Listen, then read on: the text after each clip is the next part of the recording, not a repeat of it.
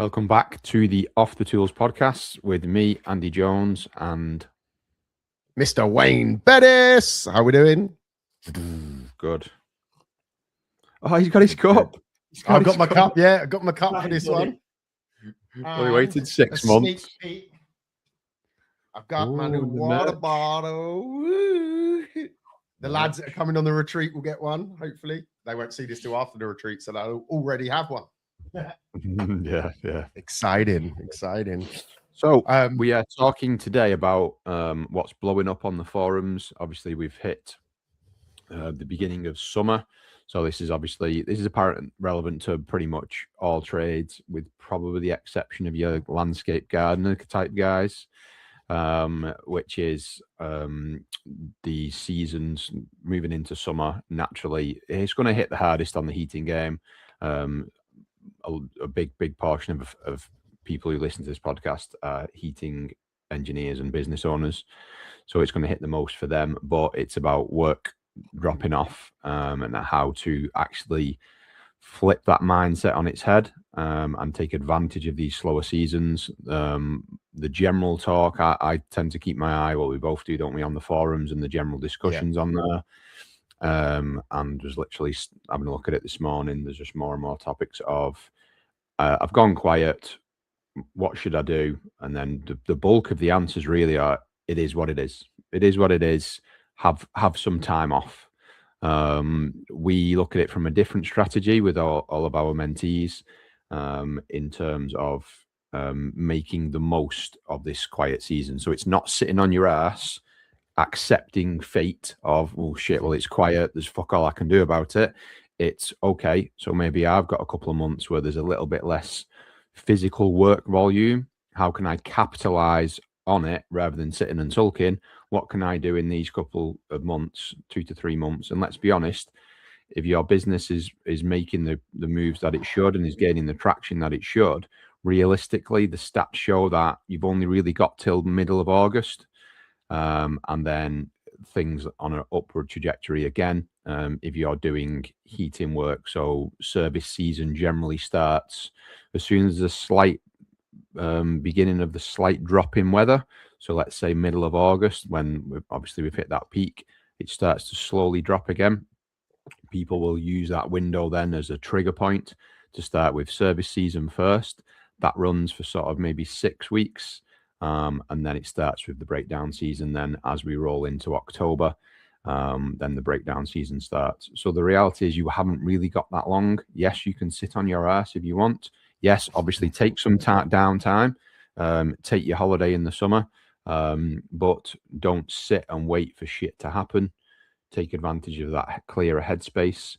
Even if you're sat in the garden, pondering life in the sunshine, there's moves that can be made that are gonna push the business further forward and give you that step up, give your business that step up that you're only able to do at this time of year when things are quiet, because when you're in the trenches, you're not getting any of this back end shit done. No. And what for me, I'd just like to circle back a little bit. So, like, obviously there are seasons in, especially the heating, but in all businesses. But a big part of it also is where we've taken our foot off the gas because we've been busy and the bank account has been nice and healthy over the winter period. And, so some of it is seasonal and some of it is your own mentality, of just taking your foot off the gas, not being as hungry to succeed and to push on because you're busy and because you haven't got that infrastructure in place. So it sort of makes it more important that when these times come, that you don't waste these opportunities to narrow in on where the holes in the bucket are, isn't it? Absolutely. So again, what's basically happening in the game, and I'm not going to go too deep into this because we've done a bunch of other podcasts on it, but the game is changing, the landscape is changing in the trade world. People expect way more than you was able to get away with doing in the past. So I've had quite a few conversations at length with some of the newer mentees in the group about this, of the old ways are no longer viable. You cannot expect people to find you in a natural way. And again, some people will say, oh, it's a bit shit, you know, things have gone shit now and everything's online, blah, blah, blah. That's the reality. And this is a big reality check for what we've said many, many times, which is it's been far too easy to become a business owner in the UK for the last 20 to 30 years. The cost 100%. Of entry has been low. It's been too easy to just go, actually, I don't like my job at British Gas. I'm going to go and work for myself. The problem with that is far too easy. You're essentially a tradesman or woman who's now a business owner without any education, any learning, any knowledge, any skills that can be implemented to do it. So as a result, you could have got away with it in the past just by being a good tradesman, but there's now more and more demand to be an actual business and not just a tradesman playing at business. So what's going to happen now is if you don't get on board with these changes in the landscape, you're going to get left behind, which brings us back to the conversation which was struck on the forums, which seems to be a daily. There's a new post every day now on there of, you know, I've never been this quiet. I noticed one guy who said, oh, I've been working for myself for 15 years. I've never been this quiet. And too many of them. That's just another proof, isn't it, of the old ways don't work in modern 2026 as we record this, you know? Unfortunately, because those guys have perhaps got a closed mindset, or it's just a case of they're not surrounded by the right people like the lads are in Alliance. They struggle then to see they're too focused on the micro, which is the work itself, or I've gone quiet, instead of zooming out and using this quieter period to zoom out, maybe look at the macro. Why have I gone quiet? Let's look at my past data. Why is, this customer's not rang me back? Why? Let's give them a ring. Oh yeah, we serviced your boiler last year, but you've not rang us up to service yours. Oh, we tried to ring you once, but we couldn't get hold of you, so I rang someone else who had an admin person. They booked the job in. We got a booking confirmation. They were just kept us in the loop a little bit more than you did, unfortunately, in the past, and that works better for us because we've got kids or whatever it might be. Use your time to use your own data, to track your own data. If you've got customers that you've done work for in the past and they've not come back to you, why? It's highly unlikely that it's because you did a shit job. You probably did a shit hot job. It's, again, what we keep talking about. It's what wraps around the job itself. So use this time for changing up how you've done things previously to reposition your business and bring it into the modern times. Because if you don't, they're going to be even quieter next year and even quieter the year after. And another thing, one more point I'll add before I hand the mic over is we're constantly hiring in our heating business for engineers, and the bulk now, with it's not even close in comparison. The bulk of applicants are self-employed. Yeah, because they've got to a point and gone, shit, I've got no work anymore. There's not enough money to pay the food bills and everything. So they're starting to ebb back into employment roles for that security, aren't they? And if you want to avoid that, you've got to take action, because if you just rest on your laurels and rely on what has worked up till the last couple of years, then you're going to be one of those guys. And if that's right for you, fair dues, that's not a bad thing if that's what you want.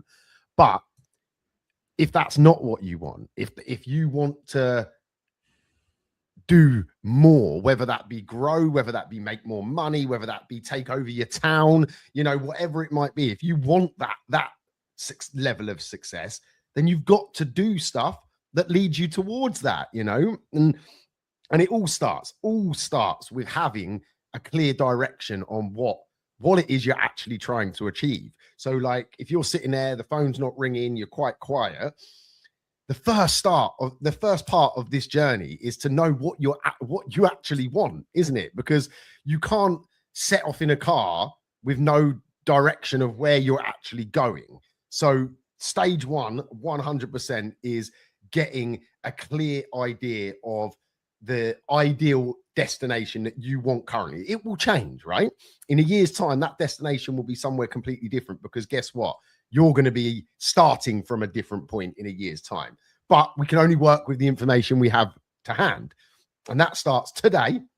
If you're sitting here in your van or wherever you're listening to us or watching us, just take 10, 20 minutes. Just go get a coffee, sit down, quiet yourself and think, right, where do I actually want to take this? What am I actually trying to achieve here? And once you get that gives you some level of point to focus on. Okay. And once you have a sort of focal point to know that's where you want to head, then you're 10 times further on than the people that haven't took that time. So if you haven't got that clear direction, please make sure you think about that today. And if you want, there's a free session on that in the school app. Go on the website, go to the free resources. There's a link to everything. You can join the school community for free. And there's some training videos and some paperwork that will help you sort of do the basics of what we're talking about today. But it's all well and good, all fluffy and nice. Oh, that's where I want to get to. Amazing, Well, that is only one part of it, obviously. You've got to, from that valuable information, because trust me, it is valuable, right? I have paperwork littered around my office in drawers and stuff where this is something that I do on a regular basis. I don't just do it on January the 1st, or I don't just do it every now and then. I constantly reevaluate at where I am now and where I want to get to, because it is so important. And working on the basis that you've done that. Okay. So you've got that clear direction. I'll give you an example, right? Just off the top of my cuff. Like if I'm a one-man band and I'm thinking, do you know what? This time next year, I want to have a couple of vans on the road. I want to have a few days where I'm off the tools and I'm working on the business and doing things that I want to do rather than just kind of fix the boiler or whatever it might be. From that information, you can then start to break it down a little bit, and you can start to look at, right, okay, so if that's where I want to get to, what are key milestones that are going to need to be in place for me to get to the point in a year's time that I have what I've just spoke about. And in that quick example that I'm giving, having solid foundations, systems and automations in the business will be one of the key stepping stones, shall we say, that is going to lead me towards that path. Because there's no point, you could jump the gun, right? And all these marketing gurus will go, just buy leads, go on all these sites and just buy more leads. I know we spoke about that in a podcast the other week, but that is not the answer. Okay. Until you can cope with those leads, you don't want the leads. Yeah. It's like going to the shop and buying some fresh fruit and then going on holiday and expecting to be able to eat that fruit when you get back. It's not going to last. So building the foundations in the business, so important. Again, it's in the training video in the school app, so please feel free to go through that. And giving yourself the infrastructure to get where you want to be. Obviously, at some point, more leads is going to be relevant, right? But it's not in the early stages. In the early stages, having them stepping stones that are going to go, right, if I can get the systems in place, there's step one. If I can get the next part of it is looking after your time, right? So then you've got to start managing your time. So once you can start controlling your diary better, sectioning time in your diary for the important things that need to happen, building the websites, running the social medias, whatever it might be that is important for you to get where you want to get to, making time available for those things to happen is fundamental. And I always use this example, right? If someone rang you up to do a boiler service or change a tap or change a fuse board, whatever it might be, guess what you're going to do? You're going to book it in, aren't you? Yeah. You're going to book it in, whether you're still using a paper diary. I laugh as I say that because it's crazy that people in this day and age are still doing that. Hopefully you're on some sort of an electronic diary. Hopefully you're on a job management system, but hey ho, that's a different discussion. You would schedule, the point is you would schedule that into the diary that you've got. And then guess what? You turn up and you do that job, didn't you? Yeah. So building your strategy can work exactly the same. Section the time to do the work that needs doing. Taking control of what is important is so important. And the next layer on that, sorry to keep waffling, would be getting control of your money, right? to grow a business, to do things in business, you need to have available resources. So having good money habits, I guess is probably the word, is fundamental. So if you're still just running off of one bank account and all your money comes in, all your money goes out, and that's all you're doing, then you're setting yourself up to fail. You need to have compartmentalization of your money. And like there's bank accounts like Monza. I use Starling personally. It's my personal choice. I've worked with them for like 5-6 years. I think they've been my business accounts. They give you the ability to really help you manage your day-to-day money. You can set up spaces, so you can have like a VAT space. You can have a marketing budget space. You can do unlimited things, unlimited spaces on it. But taking control of that money is the first step of having control over it. And like I said, you're going to need resources to grow the business. You're not just going to be able to rely on Mrs. Smith recommending you to grow. So you're going to have resources. So having good, solid, foundational time management and money management are fundamental before you do anything else, right? And I know it's not sexy. I know it's not fun to look at strategy, time, and money management, but without those 3 key ingredients, we can't start looking at marketing ideas. We can't start looking at sales techniques and sales processes to improve, because without that foundation, you're building a house on sand. And I can't, obviously you can tell from my voice, you know, I'm very passionate about this area of the coaching that we do, because it is a bit repetitive, yeah, and it is boring, but it sets the path, it opens up, it knocks down the walls that are in your way once you have that clear idea of what you're trying to do. And ultimately what that does is give you purpose. And I know as a man, you know, when I have seasons of my life where I haven't got purpose, I am a fucking nightmare. Excuse my language. I'm miserable. I am down. I'm aggy. I'm not a nice person to be around when I don't have purpose. And if you can take control of the strategy of where you're going, the time that you have available, and the resources, the money that you have available to do it, trust me, you're going to feel like you've actually got a purpose to push forward in. And when that energy fills you up and starts to sort of permeate through you, you get stuff done. You do the challenging things. You take some risks along the way, because nothing in life comes risk-free. You know, you've got to take some chances, whether that be in marketing ideas or whatever it might be. You've got to put yourself out there. And from purpose, you have that energy. It just fills you up naturally. Gone off a little bit there, so I'll try and reel it back a little bit. Where were we actually going with the conversation? Sorry. So I've just took a leaf out of your book and made a few notes, really. Okay. Obviously the big point there, you're saying obviously it's the boring, repetitive stuff, but those non-sexy moves are what really not only moves the business forward, but gives it that appropriate structure. And again, to bring it back on track, which is what you just said, it's taking advantage of these quieter periods by doing that shit instead of sitting on your ass and just waiting for the phone to ring. Okay, what can I do that is outside of doing the work, and even outside of generating new leads, which we can touch on in a minute. But it's building that structure. So obviously one thing that we're really big on coaching in the Alliance is recurring revenue based structure, primarily service plans. We'll use the boiler service plans as an example.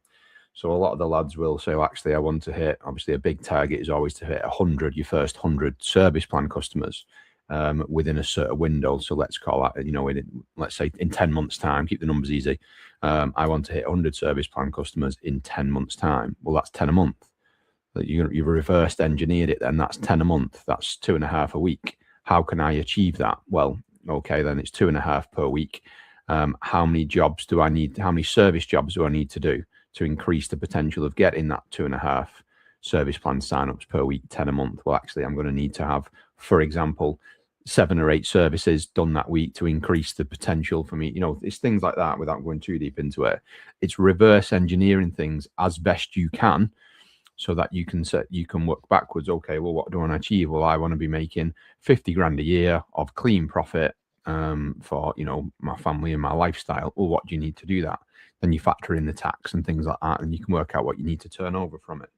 A couple of the big points there is risk.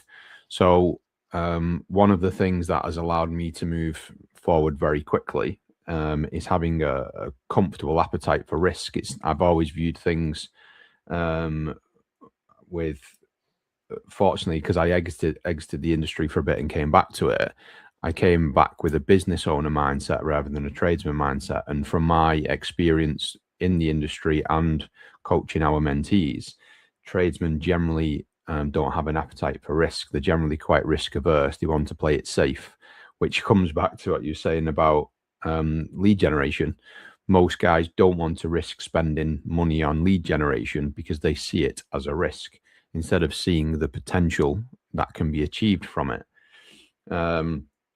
Which, as you know, as I said before, the reality is now that you need to think and act and conduct yourself like a business owner. It is no longer enough, and I'll say this on fucking podcast after podcast after podcast, it is no longer enough to just be a good tradesman. You've said it a million times. I'll say it a million times. It is no longer enough to be a tradesman and be fucking amazing, because the guy down the road who knows what he's doing from the business perspective, who does 75% as good a job as you on site, will destroy you business to business, because that 100%. The reality is what's wrapped around the job is more important. So one of the lads, I just want to mention one thing. One of the lads in the Alliance, good lad, Dave, shared a video the other day of a video that was floating around online of a guy who did a full strip down service. I don't know if you spotted it, the one that Dave shared. I didn't know. I didn't notice it directly to me. I wasn't sure if he'd sent it in the group as well. Basically, a guy on his socials, sole trader, one-man band, heating engineer, full strip down service on an Ideal Logic, over an hour's worth of work, full strip down service, 75 quid he charged. Crazy. The job he did was phenomenal. Clean the Venturi, polished it, everything, full thing out, spraying the hex, the full work. So for guys who are here, heating engineers, full works on a strip down service. He did the vessel, everything. An hour and 15 minutes worth of work. Shit hot job. Fantastic. What I'm a big advocate for. But he's charging 75 quid. Yeah. So that's the reason that's really popped up in my head. The guy down the road who does 75% of what he's done, charges, but he can do 75% of the work, but charge 50% more or 100% more even. Because of all of around it, he will win more work than him. It's just not enough, because again, while that gets a lot of admiration within the game, customers don't see that. Customers see more value in someone picking up the phone straight away, getting a text and an email confirmation, getting a text when someone's on the way, getting the follow-up call, etc., etc. So that was that point on that. No, very important point. Very important point. And you know, all of the things that we spoke about so far on this ultimately come down to making time and giving yourself the opportunity to get this stuff done. So I just want to quickly showcase, this is only available to Off the Tools Alliance members, okay? But basically we've created a software where you can start to manage all of the tasks that need to be done. So not managing the jobs, okay? This isn't a job management system or anything like that. This is designed to manage the stuff that needs to be done in your life, not just for business, but for body, business, and balance. I'm not going to showcase it all. That's not the purpose of today. I just wanted to highlight the importance of setting yourself key tasks that need to be achieved, you know. And as you can see, it's like a task list. It gives you data, you know, on how you're achieving and what's going on, how many tasks you're completing. There's some good visuals here. So the idea of this is to try and make sure that you're progressing in body, business, and balance. So tasks being set for looking after yourself, looking after your family and your business. It's just a really cool bit of kit that is available exclusively for Off the Tools Alliance members to help them push their business and their life forward. And on top of that, it's got built-in accountability. You can tag myself or Andy into tasks and we can set you tasks. So it's a really powerful tool to help push through and grow the business in the direction that you want to. So just another reason why, if you're not already in Off the Tools Alliance, you should be. I just wanted to quickly showcase that just while I had the time. This one, I think this one's going to be a short and sweet one, but is there any other areas you want to touch on before we start to close off, mate?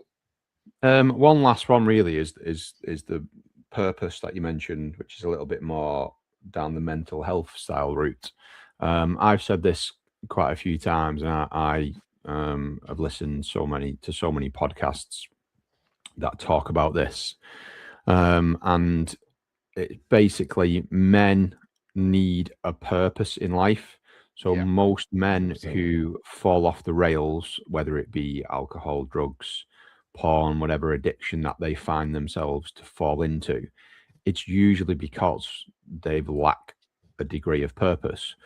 We had the general conversation before about some of the stuff Jimmy Carr is saying. One thing we spoke about before is the trust fund kids, the kids with uber wealthy parents who have no real need or no real purpose in life because they've got, the parents are millionaires, and they're some of the most troubled people in the country or in the world because of the lack of purpose and the access to money.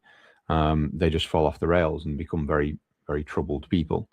So to bring that back to sort of us is, without having purpose, then you're more likely to fall off the rails, whether it be from mental health, emotional health, physical health, whatever it might be.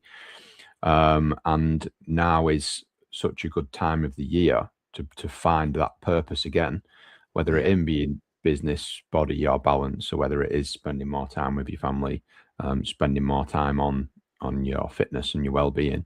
The weather's much better now. So, we did the last podcast talking about running. If you've always thought about running, now is the time to get out and start doing it. We've got a lovely couple of weeks. That's probably going to be our summer. We've got a nice couple of weeks lined up. Get out there and whether even if it's starting from scratch, doing a couch to 5K or something.